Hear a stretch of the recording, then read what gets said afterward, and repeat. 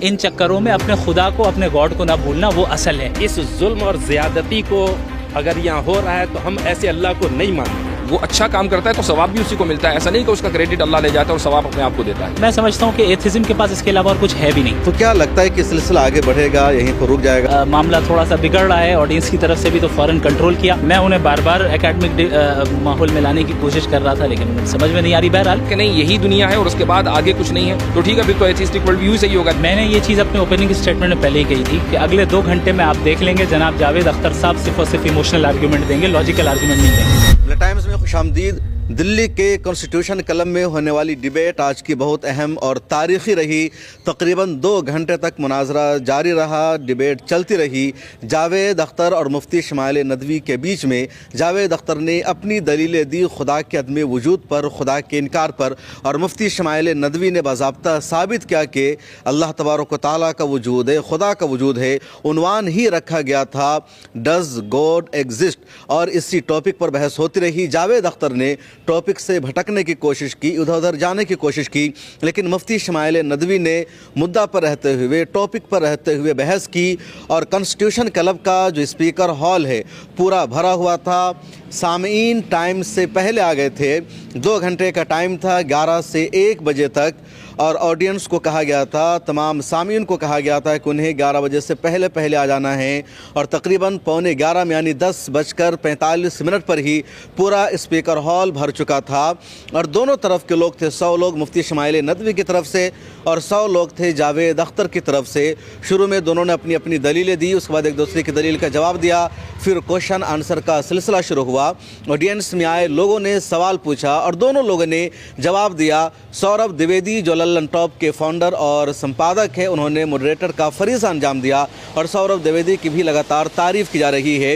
इस डिबेट में मुफ्ती यासिर नदीम अलवाजदी भी मौजूद थे जो अमेरिका में रहते हैं और मुफ्ती शमाइल नदवी के उस्ताद भी हैं। उन्होंने इस डिबेट के हो जाने के बाद गले लगकर मुबारकबाद भी पेश की शमाइल नदवी को। आज की डिबेट कैसी रही और इसका क्या असर जाएगा, इसका क्या इम्पैक्ट पड़ेगा, इन तमाम मुद्दों पर बातचीत करते हैं मुफ्ती यासिर नदीम अलवाजदी से। अल्लाह ताला फरमाता है कि इन्ना हदैना सबीला इम्मा शाकिरन व इम्मा कफूरा, कि हमने रास्ता दिखा दिया, नहीं फ्री विल दे दी। अभी आपकी मर्जी है कि आप उस रास्ते पर चलें या ना चलें। चलेंगे तो शुक्रगुजार कहलाएंगे, नहीं चलेंगे तो नाशुक्र कहलाएंगे।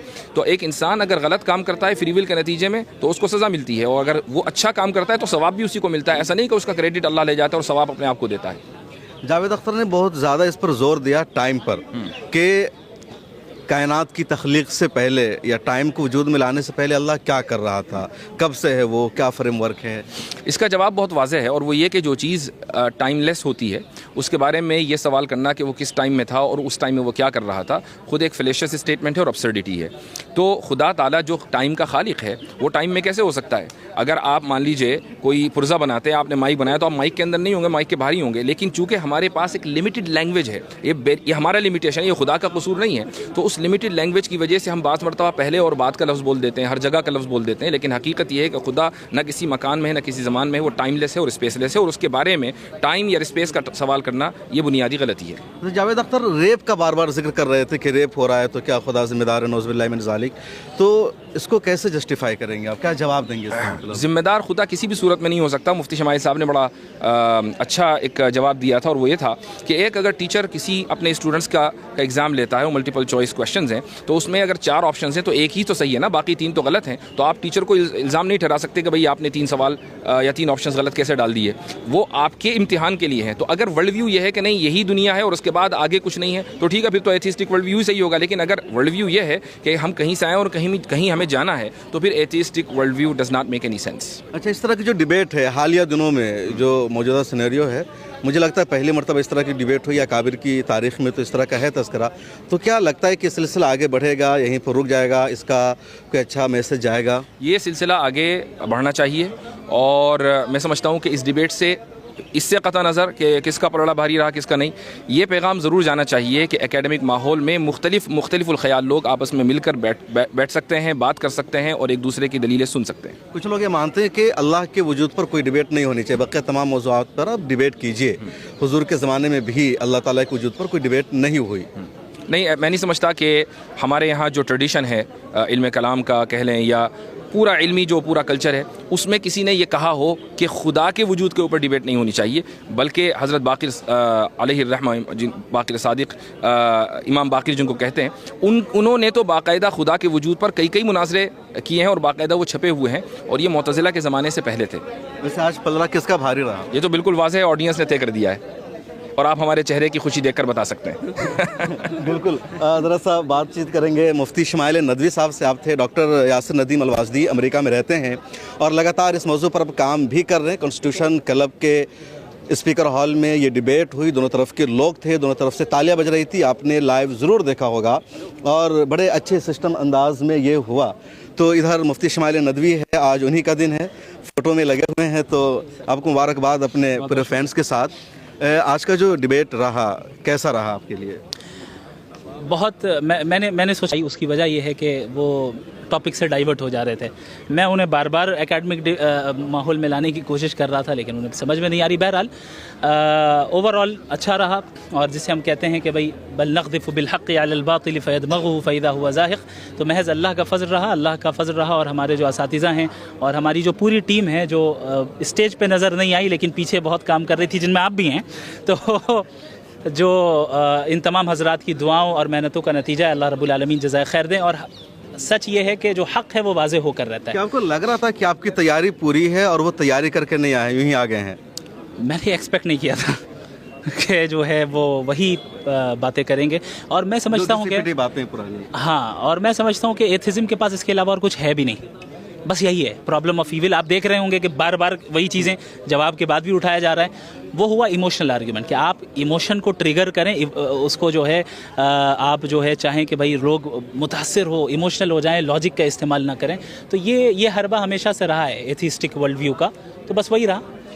सौरभ द्विवेदी बता रहे थे कल आप लोगों की बातचीत हुई थी, चाय पर मुलाकात हुई, तो वहाँ पर क्या बातचीत हुई थी? वहाँ पे बस ऐसे ही एक फ्रेंडली माहौल में हम लोगों ने गुफ्तगू की और एक दूसरे से तारुफ़ हुआ, और इसमें कोई शक नहीं कि बहैसियत इंसान बहुत अच्छे आदमी हैं जावेद अख्तर साहब, और बहुत रिस्पेक्टफुल अंदाज में उन्होंने गुफ्तगू की। हमने भी उनकी उम्र का लिहाज रखा, हमारे बड़े हैं, और मैं समझता हूँ कि आगे भी उनके साथ रब्ता रहेगा हमारा। तो इनिशिएटिव किसने लिया था कल की मुलाकात का? कल की मुलाकात का ये मुत्तफ़क़ अलैह इनिशिएटिव था दोनों की तरफ से। डिबेट से पहले एक मीटिंग बार बैठ जाएं, ताकि चूँकि फ़र्स्ट टाइम मुलाकात हो रही है तो यहाँ स्टेज में अनकम्फर्टेबल फील ना हो, इसलिए आ जाएं। तो आपको लगता है कि आपने जो समझाया जावेद अख्तर पर कुछ असर पड़ा, उनके जो आए हुए लोग थे उन पर कुछ असर पड़ा? ये तो कुछ दिनों के बाद पता चलेगा अभी तो पता नहीं है। तो आगे ये डिबेट जारी रखनी है या सिलसिला यहाँ पर बंद होगा? देखिए, मैं समझता हूँ कि एकेडमिक अंदाज में और पीसफुल माहौल में इस तरह की डिबेट्स जारी रहनी चाहिए। ये नहीं कि हर बार मैं ही करूँ, बात करें, डिस्कशन हो, लड़ाई झगड़े नहीं होने चाहिए, जहाँ वायलेंस नहीं होना चाहिए। भाई आपका एक वर्ल्ड व्यू, हमारा एक वर्ल्ड व्यू, आइए एकेडमिक अंदाज में डिस्कस करते हैं कि कौन सा वर्ल्ड व्यू का ज़्यादा फ़ायदा है, कौन सा वर्ल्ड व्यू सही है। अब जिसको जो समझ में आए कबूल कर। मॉडरेटर को लेकर के बहुत ज़्यादा परेशानी थी कि जो मॉडरेटर होगा अपनी जिम्मेदारी निभाएगा या इधर झुकेगा उधर झुकेगा, तो कैसा रहा आपका? सौरभ साहब को तो मैं मुबारकबाद दूंगा, और आज जो है उनके मुताल्लिक़ मेरे दिल में और कदर बढ़ी कि चूँकि ज़ाहिर उनसे पहले मुलाकात नहीं थी तो एक अंदेशा था कि पता नहीं कैसा रहेगा, लेकिन बहुत ज़बरदस्त मॉडरेटर का रोल उन्होंने अदा किया और पूरे टाइम का ख्याल रखा। जहाँ पर उन्होंने देखा कि मामला थोड़ा सा बिगड़ रहा है ऑडियंस की तरफ से भी, तो फ़ौरन कंट्रोल किया, बहुत अच्छा काम किया। तो मैं पूरे लल्लन टॉप टीम की जगह अगर कोई अपना तबसरा कर रहा तो वहाँ पर भी रोका उन्होंने, ऐसा नहीं कि उन्होंने उसको आगे बढ़ाया हो। जी हाँ। अच्छा, ये जो सारी डिबेट हुई तो इसकी पूरी तैयारी किस तरह हुई और आगे क्या प्लान है? जो आपका इदारा है वहयन फाउंडेशन, उसका मकसद क्या है, मिशन क्या है? वहयन फाउंडेशन का बुनियादी मकसद यही है जो आज हुआ है कि एकेडमिक अंदाज में और इल्मी अंदाज में वेस्टर्न आइडियोलॉजीज़, जो एक खोखली आइडियोलॉजीज़ हैं, जो इंसानों को सही बिलीफ से दूर ले जा रही हैं, मटीरियलिज्म में मुब्तला कर रही हैं, साइंटिज़म में मुब्तला कर रही हैं, हम बताएं कि देखो इन चक्करों में अपने खुदा को, अपने गॉड को ना भूलना, वो असल है। तो वहयन फाउंडेशन इसी तरह एकेडमिक काम करता रहेगा। आपकी पहली डिबेट थी फाउंडेशन की?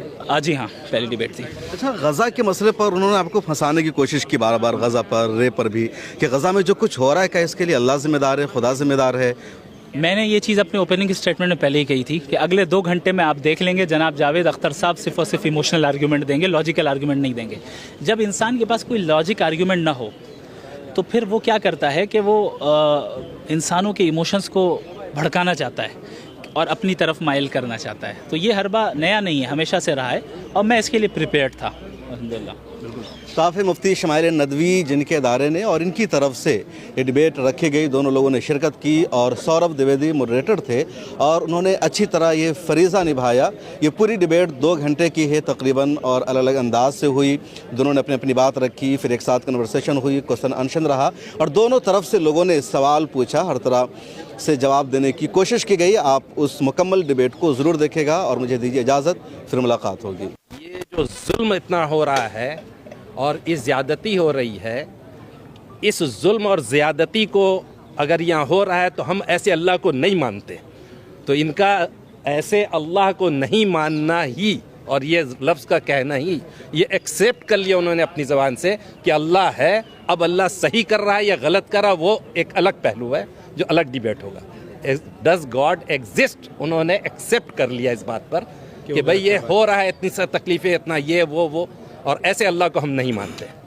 तो नहीं मानना अलग चीज़ है, मानना अलग चीज़ है, लेकिन इनके न मानना ही ने साबित कर दिया कि वो अल्लाह है जिसको वो नहीं मानते। सर ये साइंस ये प्रूव करती है कि इसके अंदर भी लाइफ है। देखें, जिस तरीके से हमारे सेंस ऑर्गन्स की एक लिमिटेशन है, लॉजिक की भी लिमिटेशन है, तो उस लिमिटेशन के अंदर जितनी चीज़ें आती हैं, यानी आप अपने लॉजिक और अक्ल से जितनी चीज़ों को जान सकते हैं जिनमें एग्जिस्टेंस ऑफ गॉड भी है, तो वहाँ तो हम लॉजिक का इस्तेमाल करेंगे। लेकिन जब हम ऐसी चीज़ों के मुताल्लिक़ हमसे सवाल किया जाए जहाँ हम ना अपने सेंस ऑर्गन्स के ज़रिए उसे जान सकते हैं ना अपने लॉजिक के ज़रिए जान सकते हैं, तो अब हमें तीसरा सोर्स ऑफ नॉलेज इख्तियार करना पड़ेगा और वो तीसरा सोर्स ऑफ नॉलेज गॉड की रेवलेशन है जो अपने ख़ास बंदों के ऊपर वो भेजता है। ये असल में जावेद अख्तर साहब एक प्रॉब्लम में मुब्तला हैं। उस प्रॉब्लम का नाम है साइंटिज़म। साइंटिज़म कहते हैं कि आप साइंस को ही वाहिद सोर्स ऑफ नॉलेज बताएं। आप बताइए, मोरालिटी को साइंस से आप साबित कर सकते हैं?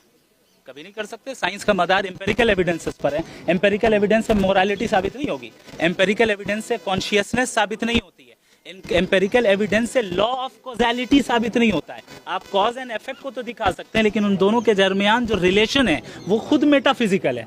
तो आप ऐसी चीज़ का इनकार कर रहे हैं जो हमारा लॉजिक खुद बता रहा है कि मेटाफिजिकल रियलिटी एग्जिस्ट करती है। वो कह रहे हैं मेटाफिजिकल रियलिटी मुझे नहीं पता क्या होता है। मैं नहीं समझ सकता कि इस उम्र में आने के बाद मेटाफिजिकल मतलब कोई नहीं समझता। सर भविष्य में ऐसी डिबेट की और संभावना है? देखें, ये एक बहुत बड़ी खूबी है। मैं जावेद साहब को भी अप्रिशिएट करूँगा, उनकी टीम को भी, कि हमारे मुल्क के कैसे हालात हैं आप जानते हैं। इन हालात में प्यार मोहब्बत के साथ बैठकर एकेडमिक अंदाज में डिस्कशन कर लेना, मैं समझता हूँ ये माइलस्टोन है, ये बहुत बड़ा काम हुआ है।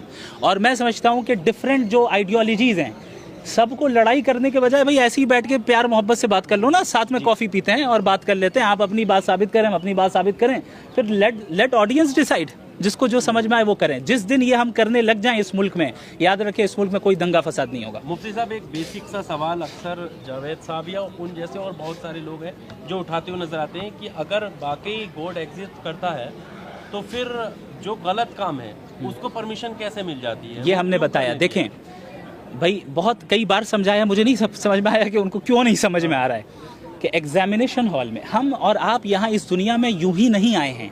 हमारा world view, theistic world view यही है। हम इस दुनिया में एक पर्पज़ के तहत आए हैं और इस पर्पज़ के तहत जब आए हैं तो हम सब गॉड के सामने अकाउंटेबल हैं और हमारी अकाउंटेबिलिटी ईविल के बगैर हो सकती है? एक इंसान के पास अगर ईविल करने का ऑप्शन ही ना हो, वो तो मजबूर हो गया ना अच्छा काम करने पे, तो फ्री विल कहाँ रहा? लेकिन हम जानते हैं हम और आपके फ्री विल मौजूद है। तो खुदा ने लिखा है ना।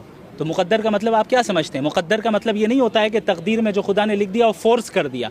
तकदीर is the knowledge of Allah, Muqaddar is the knowledge of Allah. For example, एक डॉक्टर है, उसने देखा एक मरीज़ की हालत इतनी ख़राब हो गई है कि ये 1 महीने से ज़्यादा ज़िंदा नहीं रह पाएगा। उसने अपनी डायरी में लिख दिया कि भाई ये 1 महीने के अंदर मरेगा, और वो मर गया। क्या डॉक्टर के लिखने की वजह से मरा या अपने कंडीशन की वजह से पड़ा? में तो ऐसा नहीं होता। हर एक केस में ऐसा ही होता है, हर एक केस में ऐसा ही होता है। खुदा हर चीज़ का इल्म रखता है। डॉक्टर में और गॉड की फ़र्क है, कोई तशबीह नहीं है दोनों के दरमियान। लेकिन मिसाल आपको समझाने के लिए दे रहा हूँ, आप उसको पकड़ ले रहे हैं, लेकिन आगे जो मैं कह रहा हूँ वो नहीं समझ। मैं ये कह रहा हूँ कि गॉड का नॉलेज है मुकद्दर, यानी गॉड को मालूम है कि आप अपने फ्री विल का इस्तेमाल करके क्या करने वाले क्या नहीं करने वाले। उसने पहले ही उसको लिख दिया अपने नॉलेज के हिसाब से, उसे मुकद्दर कहते हैं। लेकिन उसने फोर्स नहीं किया आपको गलत काम करने। फिर उन्हें मालूम है तो इम्तिहान क्यों लेते हैं? पर्चा लिखते हैं फिर वो भी एक गॉड फेथ कह रहे हैं आप, वो भी हो सकता है। क्या जो धीरेन्द्र शास्त्री पर्चा निकाल रहे हैं किसी के भी नाम से पर्चा निकाल दे रहे हैं, सब कुछ उसमें हूबहू हो जा रहा है, फिर उसको कैसे देख रहे हैं? क्या वो देखें गॉड है या ये क्या बात कर रहे हैं मुझे समझ नहीं आया, बहरहाल कुछ थोड़ा बहुत समझ में आ रहा है, तो जो कॉन्सेप्ट है समझ में आया मैं बताता हूँ। देखें जब हम गॉड के एग्जिस्टेंस की बात कर रहे हैं ना, so we don't own each and every person. अब गॉड के नाम पे कोई गलत काम कर रहा है तो इसमें गॉड का क्या कसूर है? فبأي آلاء ربكما تكذبان